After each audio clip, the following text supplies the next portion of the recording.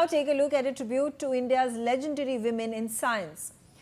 Anandibai Gopala Rao Joshi. She became the first Indian woman to earn a degree in Western medicine from Women's Medical College of Pennsylvania. Kadambini Ganguly, India's first woman doctor to practice Western medicine. She also performed surgeries including obstetrics and gynecology. Rukmabai Raut, a second Indian woman to receive a medical degree and practice as a doctor. She focused on women and child health.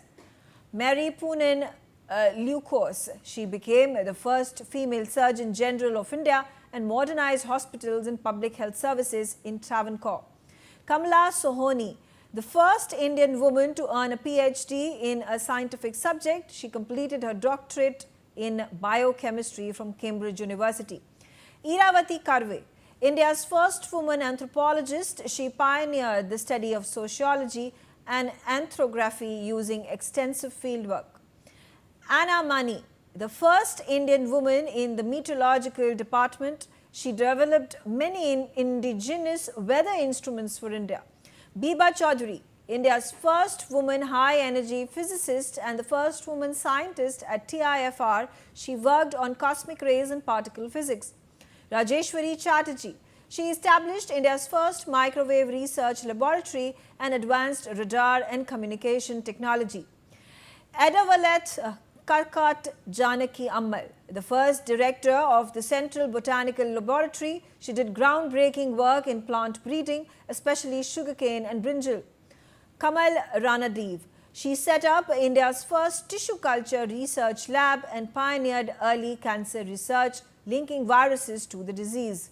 Debala Mitra, the first woman Director General of the Archaeological Survey of India, she modernized archaeology with scientific methods. Kiran Mazumdar Shaw, she founded Biocon and built India's first major biotechnology company from scratch. Sudeepa Sen Gupta and Aditi Pant, the first Indian women to visit Antarctica, where they carried out important geology and oceanography research. Tessie Thomas, the first woman scientist to head a missile project in India. She was the project director for the Agni missile series at DRDO. Renu Swaroop, she established India's largest microbial resource center and greatly expanded research collaboration between science, industry and government. Coming back to you, Padma Srinivasan, what a heartening note to start with these massive achievements of these women who have been pioneers in science, whether we talk about gynecology, whether we talk about meteorology, whether we talk about archaeology. They have ISRO, they have done it all. They have proved their mettle. And of course, we have had a woman Prime Minister, but do we now anticipate more women Prime Ministers to lead the nation? It's a natural outcome, isn't it? The more women in politics, the more we will move towards more and more leadership roles. That is likely to happen. Till now, it was a distant dream. And people were able to achieve on their own merit many things, working very hard, probably doubly harder than their male counterparts. And they had to, in order to achieve whatever goals that they had set for themselves.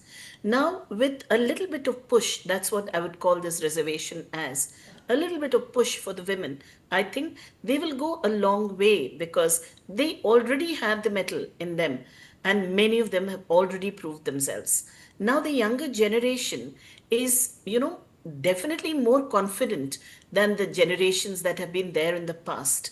And once given a little bit of push, you'll have a greater output and they would make use of this inclusive policy and they will make a place for themselves and they will give good leadership like we see in so many other countries happening right now.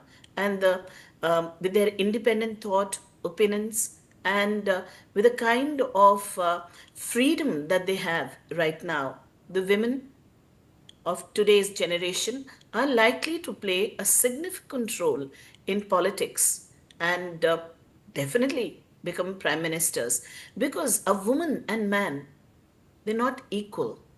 Generally, women are better when given an opportunity. So this is an opportunity.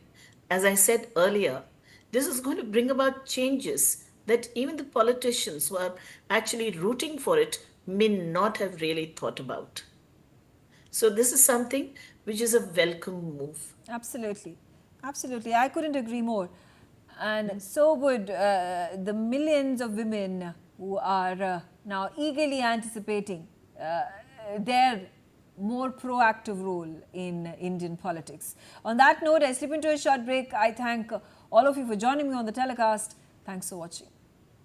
Thank you so much.